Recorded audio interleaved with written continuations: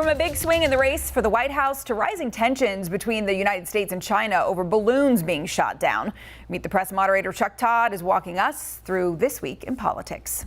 The next president of the United States, Nikki Haley. Nikki Haley is hitting the ground running. After kicking off her presidential campaign in South Carolina this week, she made her way to New Hampshire, another key battleground state, to hold a town hall and get up close and personal with the voters.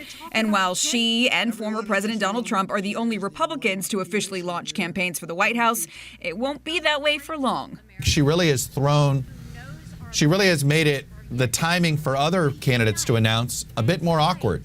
And a bit more delayed. I'm going to have one of them on my show on Sunday, Larry Hogan, the former governor of Maryland. He's thinking about running, but arguably Nikki Haley has sort of already gotten a head start on him, both not just in getting in the race, but she's sort of part of the mainstream wing of the party, a wing that Larry Hogan wants to try to appeal to. So, you know, I'm not as convinced this is going to be a 20-person field the way others are, that some giant field like we saw in 16 or with the Democrats in 20.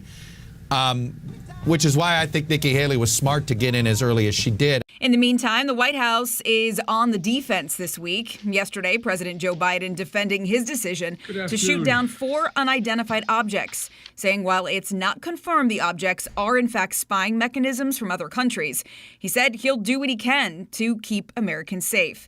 Today, Vice President Kamala Harris echoing those sentiments and addressing the United States' relationship with China. It certainly looks like the Biden White House is trying to ratchet things down with China, right? After what clearly was an escalation of tensions.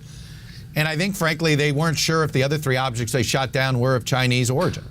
And then when they pretty convinced now they're not, and they're even convinced that actually the original Chinese spy balloon, while maybe designed to surveil American outposts in Guam or Hawaii, was not designed to go across the United States, that might have been a weather-related accident. Because you now have, whether it's the vice president, the president earlier in the week, they're all suddenly trying to ratchet down the rhetoric on China.